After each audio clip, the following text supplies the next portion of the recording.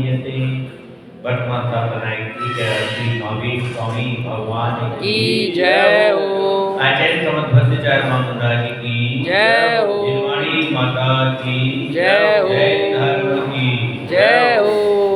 अपराजित बलभद्र जो कि शांतिनाथ भगवान के पूर्व का जीव है, मरण को प्राप्त हुआ है और 16वें स्वर्ग अच्युत स्वर्ग में जाकर प्रकट हुआ है। यानी 16वें स्वर्ग का इंद्र राजा बनकर वहां पर गया है। तो जैसे ही वो राजा वहां प्रकट होता है तभी उनके प्रतिन्द्र आदि मंत्री सब 6-7 प्रकार की सेना, सोने के रथ, हाथी, पूरा वैभव वहां पर आकर उनके चारों तरफ खड़ा हो जाता है और उनको संबोधन कर रहा है कि हे भगवान, आपने, हे राजन, आपने महान पुण्य के संचय करके इस स्वर्ग की संपदा का वैभव पाया है। ये जितना भी वैभव है सबके आप स्वामी हैं। जितनी भी ये आपको सोने की भवन दिख रहे हैं, सोने के जिनाले हैं, सोने की अट्टालिकाएं हैं, सुंदर सुंदर वन है, रत्नों के वृक्ष हैं, ये सब आपके पुण्य कर्म के वजह से यहाँ के स्वर्ग के देशवासियों को प्राप्त हुआ है। और ये जो 7 प्रकार की सेना आप देख रहे हैं, ये सब आपको नमस्कार कर रही है। ये जो समस्त लक्ष्मी का मंदिर है, उत्तम है, ऐसा ये समस्त स्वर्ग का साम्राज्य आपके पुण्य जैसे आपके सामने है, अतः आप ये सब ग्रहण करें। मंत्रियों के ये वचन सुनते ही जो अच्युत इंद्र है ना, जो अपराजित, उसको अपना अगली पिछली बातों का अवधि ज्ञान प्रकट हो जाता है। फिर वो अवधि ज्ञान से जाता है, क्योंकि देव के पास तो अवधि ज्ञान होता है।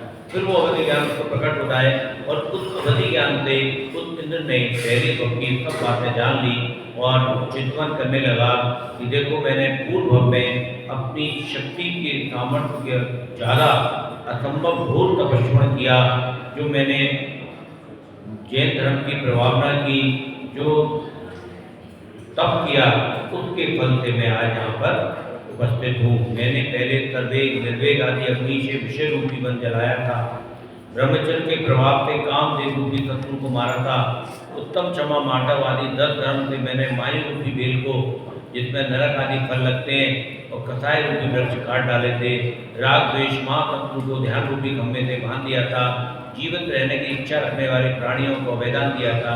मैंने पहले भाग में चारित्र रूपी सत्य से दुर्गति देने वाले मोह रूपी शत्रु को मार गिराया है, यानी मैं मुनि महाराज भी बना था, और मन की शुद्धता पूर्वक प्रश्न का पालन किया। मैंने मन वचन काय शुद्धि पूर्वक भक्ति पूर्वक सम्यक दर्शन ज्ञान चारों प्रकार की आराधनाओं का आराधन किया और अपने मन में 3 लोक के नाम सर्वज्ञ देव के स्वरूप को धारण किया। पहले के जन्म में मैंने आत्मबौद्ध आदि अशुभ ध्यान का नाश किया, कर्म रूपी ईंधन को जलाने के लिए अग्नि के समान धर्म ध्यान आदि ध्यान धारण किया। इस प्रकार पहले जन्म में मैंने महाधर्म धारण किया था, उसी ने मुझे दुर्गति से उठाकर उस स्वर्ग के साम्राज्य में स्थापित किया। अब देखो, यहाँ पर उस इंद्र को, जो अच्युत इंद्र बनाए पूरे स्वर्ग में, उसको ऐसी संपदाएं प्राप्त हुई है, कोई भी वस्तु सोने से कम तो है ही नहीं। जो भी उसके रथ हैं, विमान हैं, जिनाले हैं, उसके आभूषण हैं, सब अपग्रेड गए हैं, हीरा, मन्ना, मोती, और कितने समय के लिए मिले? लाखों करोड़ों समय के लिए, क्योंकि 16वें स्वर्ग की आयु तो मेरे ख्याल 22 साल की होती है, और 22 साल तो बहुत होता है, अनकाउंटेड है, अनंत नहीं है बट अनकाउंटेड। तो उनका समय अलग होता होगा? अरे यही समय होता है। और वर्तमान समय में यदि जो भी संपदा आएगी तो 10 साल, 5 साल, 15 साल के लिए मुश्किल से आती है, और वो 10 साल, 5 साल, 15 साल में उस संपदा के वशीभूत होकर अनंत पाप कर बैठता है। वो जीव बहुत ही ज्ञानी होगा, वो पुण्य के संपदा को पुण्य के कारण लाएगा, नहीं तो धन की प्राप्ति होने पर अमूमन नरक आदि में जाने वाले पाप कर्म ही मनुष्य करता है। ये नियम है, पंचम काल में तो करेगा। धन आएगा सबसे पहले देखेगा क्या करूँ, कैसे समाज में दिखाऊँ मैं पैसे वाला हो, दुबई जाऊँ, थाईलैंड जाऊँ, या पार्टियाँ करूँ, पार्टियों में होटल पार्टियाँ करूँ, मतलब जो बुरे से बुरे काम होगा वो पैसे खर्च करके उसको दिखाएगा। होटल भी करूँ तो ऐसा होटल करूँ जिसमें घूमता हुआ कम से कम 1 करोड़ रुपए का बिल आए, भगवान को लगे देखो इसने अपनी शादी जो है वो जेपी में करी, भले ही वो माता वाली होटल है, मांग भी पकड़ा है होटल में, और उस होटल में वेज भी है नॉन वेज भी दोनों है, सभी के लिए अभक्ष है, लेकिन अब उस जीव को कैसे पता, वो कैसे बताए कि मैं पैसे वाला हूँ? कुछ नहीं तो फोटो तो खींची इसी साधन से पता लगता है। जबकि साधन ये भी था कि वो बहुत बड़े जिन मंदिर बनवा सकता था, धर्मशाला बनवा सकता था, औषधालय बनवा सकता था, गरीब लोगों की मदद कर सकता था, दान दे सकता था, किसी भी तरह चारों प्रकार के दान दे सकता था, उससे भी उसकी ख्याति होती। लेकिन बुद्धि कहाँ गई? वो बुद्धि। तो यही यहाँ पर देखने समझने वाली वस्तु है कि उस जीव को 16वें स्वरूप का वैभव है, और 16वें स्वरूप में जो वैभव है उस वैभव का वर्णन बहुत मुश्किल है करना। इतना वैभव है, इतनी संपदा है उसके पास कि उसका जो है वर्णन भी नहीं किया जा सकता। तो उसी ने ये बता रहे हैं, परंतु वे चारे स्वर्ग लोक में सुलभ नहीं है। अब वो सोच रहे थे कि पहले तो पिछले जन्म में तो मैंने अपने चारित्र धारण कर लिया, लेकिन उस स्वरूप मुझे या एक रूप में चारित्र प्राप्त नहीं होता। मुनि महाराज नहीं बन सकता, वहाँ संयम धारण नहीं हो सकता। देव लोक में सब कुछ है, इसलिए मैं क्या करूँ? इस स्वर्ग लोक में देवों को केवल सम्यक दर्शन की ही योग्यता है, केवल देवों को सम्यक दर्शन हो सकता है, इससे आगे सम्यक ज्ञान और सम्यक चारित्र नहीं होगा, क्योंकि संयम नहीं है। इसलिए धर्म की सिद्धि के लिए कल्याणकारी तत्वों का सद्भाव हो, श्री जिन्हें देखते शब्द गुणों में ईश्वर होती हो।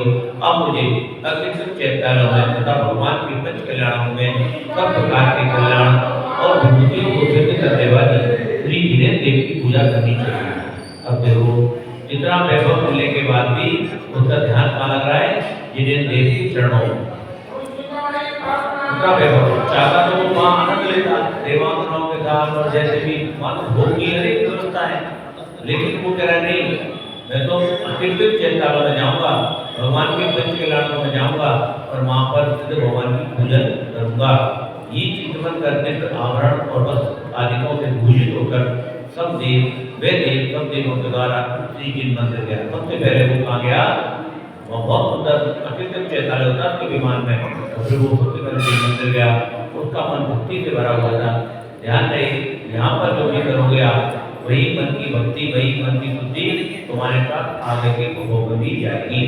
यदि तीव्र कथाएं तीव्र आत्म और बहुत ध्यान करके गई तो नरक में जाओगे, और नरक में जाओगे तो कोई बुद्धि काम करेगी जो ना बुद्धि काम कर रही है। और सरल भाव में कथाओं के अभाव में देव वंदना करते हुए, भगवान के अभिषेक करते हुए जाओगे तो अगले भव में भी वही सब कुछ तुम्हारा कंटिन्यू रहेगा। इसलिए जो भी क्रिया करनी है वो समझ के करो। सबसे पहले मंदिर में गया और बड़ी भक्ति से महापूजा की। सबसे पवित्र जल से दिव्य गंधोदक के विलेपन से स्वर्ग में उत्पन्न होने वाले मोती आदि उत्तम अक्षतों से, चंपा आदि उत्तम पुष्पों से, अमृत से बने हुए नैवेद्य से, रत्नों के दीपक से, महाधूम से, कल्प वृक्षों के फल से, बाजे गाजे के शब्दों से, अनेक प्रकार के स्त्रोतों से और मनोहर नृत्यों से अपने परिवार के साथ भगवान की पूजा की। तदनंतर उस अच्युत इंद्र ने बड़ी भक्ति से स्वर्ग में होने वाले अनेक प्रकार के दिव्यों से चैत्र भक्तों पर, वृक्षों पर भगवान की पूजा की।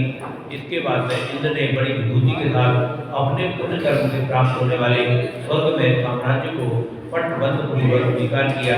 वे अच्युतेंद्र धर्म के प्रभाव से मन में स्त्री का विकल्प करने मात्र से देवांगनों का उत्पन्न होने वाले उपमार रहित सुखों का अनुभव करता था। सोलवेश्वर का देव जो है वो देवांगनाओं के संग भ्रमण नहीं करता, वो केवल दूसरे मात्र से ही उसकी सारी इच्छाएं पूरी हो जाती है। उनके नेत्रों की चमकार नहीं लगती, यानी नेत्र चमकते नहीं देवों इसके सोलवेश्वर के देव के। इसलिए वे इंद्र देवियों के समूह में बैठकर बिना चमकार लगाए कभी नृत्य देखता था, कभी गीत सुनता था, कभी वे अपने देवांगनों के साथ जल क्रीड़ा करता था, कभी मनोहर क्रीड़ा पर्वत पर, कभी मनोहर वनों में, कभी अपने वनों में क्रीड़ा किया करता था। 22,000 वर्ष बीत जाने पर वे अमृत में उत्कर्ष प्राप्त करने वाला मानसिक दृढ़ आहार ग्रहण करता था। यानी 22,000 वर्ष में एक बार एक बूंद अमृत भर जाती है कंठ में, वो उसका आहार होता है। और 22 पक्ष या 11 महीने बीतने पर एक माँ देता है। कौन? बुद्धेश्वर का देव। बोले शांतिनाथ भगवान की जय हो। वाणी के ज्ञान से सूझे लोका लो, सोवाणी वाणी मस्तक धर्म सदा दे।